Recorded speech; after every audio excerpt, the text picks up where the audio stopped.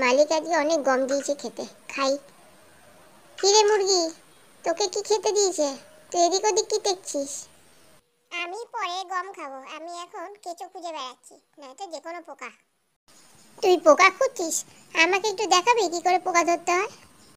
আমার কাছে চলে আয়, দেখতে পাবি, শিখিয়েও দেবো। ঠিক আছে, আসছি এখনই। এইরকম করে নিচু হয়ে খোঁজ, দেখবি ঘাসের মধ্যে নয়তো মাটিতে ঠিক পোকা পেয়ে যাবি, নয়তো কেঁচো, বুঝলি? ঠিক আছে, তাই করছি। তুই সামনে খোঁজ, আমি একটু দূরে খুঁজছি। আরে সামনে ওটা কি যেন, একটা পোকা না? ও মনে হচ্ছে কেঁচোই হবে, দেখি তো। কই, কোথায় দেখলি, দেখি। আরে হ্যাঁ, এটা তো একটা কেঁচোই।